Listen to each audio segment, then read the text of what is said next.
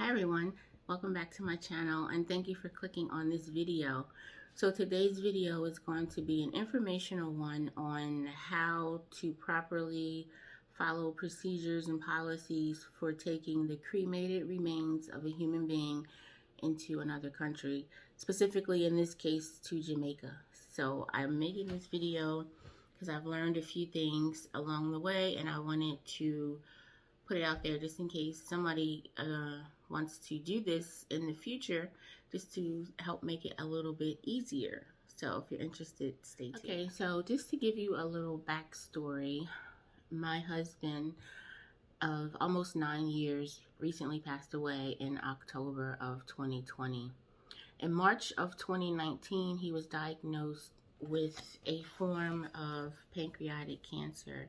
He had an undifferentiated adenocarcinoma of the pancreas, and he lived for 588 days with that cancer. He went through chemotherapy twice. He went through radiation. He had surgery which removed most of his pancreas, his gallbladder, and his spleen. So he went through a lot in the year and a half that he battled with cancer. He's always loved the culture of Jamaica. He loved their music, he loved their food, he had dreadlocks, he loved just everything about the Jamaican culture, and he loved visiting Jamaica. He was a big traveler. His dying wish, well, dying wish, but his final wish was to be cremated and for me to spread his ashes into the ocean in Jamaica, where he would love to spend eternity in paradise. So when he passed away, we had him cremated, and that's what we plan to do. It's been 6 months since he died. His birthday is May 23rd, so we're going to Jamaica, and on his birthday we're going to go out to sea and spread his ashes. So what I learned was, the first thing I did was to purchase from the funeral home where I had him cremated was a biodegradable water urn. That's what this is. And inside is a water soluble bag that has all his ashes inside of it.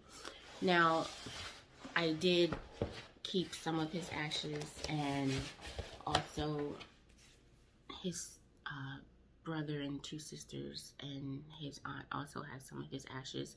So we have the mini urns that we kept some in, but the rest is in this water urn. So how that works is, once you place the urn in the water, it will slowly dissolve, and then the bag inside will get wet, and then that will ultimately float down, and over a course of about 24 to 48 hours completely dissolve, and then all the ashes will be spread out.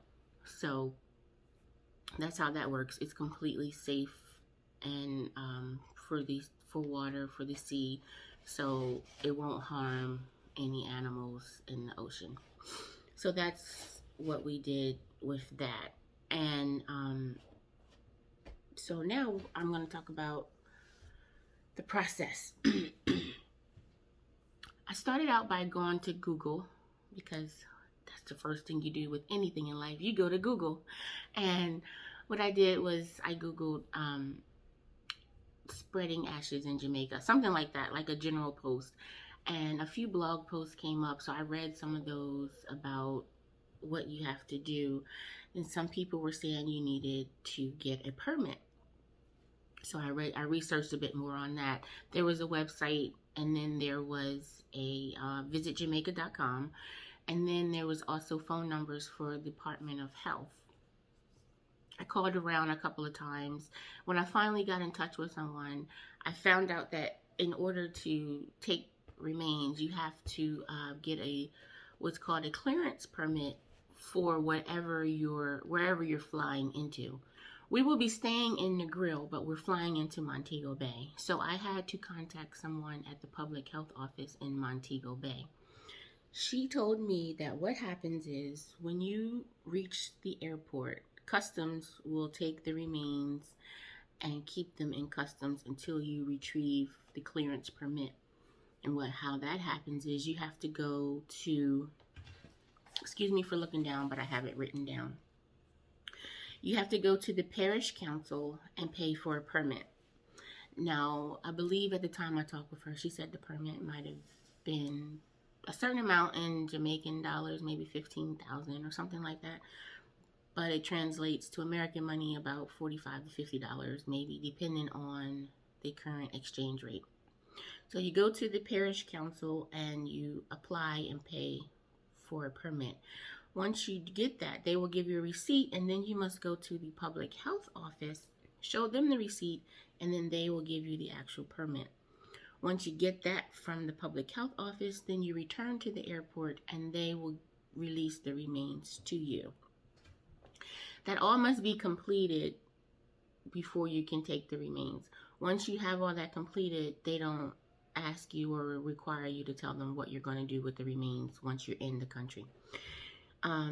They are closed on weekends, so that's something to know, because we will be doing this over a weekend. So she told me that everything needed to be completed by 3:30 p.m. because the office closes at 4. So my original plan was to get to Jamaica on Friday, but once I learned all of this, I changed my plans, and I'm going to arrive on Thursday just in case something happens. You never know, and you never want to leave it to chance.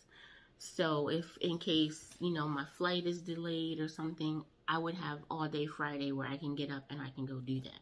So that's something to know. Once you know when you want to go, you might want to arrive a day early to get all the business out of the way, and then you have the rest of your time to focus on what it is that you want to do once you get there. Now we're up to 1 week before we leave. Today is May 13th. So what I have to do now is to email this lady. Her name is Mrs. Foster Barrett. She is in charge at the public health office in Jamaica. So now I have to email her a scan of my husband's death certificate and cremation certificate. Now, when he originally passed, they only gave me death certificates, but I called back to the funeral home and told them what I was planning to do and what they needed. So he had the crematory print out something saying that he indeed was cremated, even though it says on his death certificate that he was cremated. She said sometimes they require both, and as always, it's best to just have it so you're not stopped. So what I did was I obtained the original copies, and then I scanned them with my phone. If you have a phone that has the Notes app, can you see? If you have the Notes app, you can actually use that as an official scanner, and then it will save to your phone, and you can email it to yourself, or you can just email it right from your phone. So I scanned these, and today we'll email it to her. And she said, include with the email my information and the hotel name and address of where we'll be staying while we're in Jamaica. So that has to be done today. And then what she will do is reply to me, let me know that she received it, and then I still have to take with me the physical originals of what I sent her. You still have to take the originals with you. So that's the process with that. And what I did was I started looking for travel companies, tourist companies in Jamaica to help me with the process. Someone that I've followed on YouTube, she posted a video of her time in Jamaica, and she highlighted this one company, this tour company. I looked at their Instagram page, and I inboxed him, and I asked him a few questions. He was very receptive. This gentleman is very nice. He's very informational. He answers all of my questions, and believe me, I have a lot of questions. And I've been in constant contact with him for probably 2 months now, because I need complete details. I need everything to work a certain way. So I told him what I was planning to do, and I asked him if it would be something that his company would be able to help me with.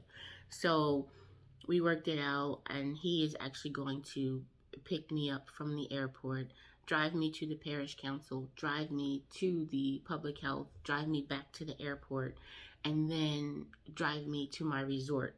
So that was, something that was really big for me to get out of the way, because I needed to know how I was going to do all that. I'm sure once you get to the airport, it's lots of taxis and all that, but I like to have things done in advance. So he knows that's what I need to do.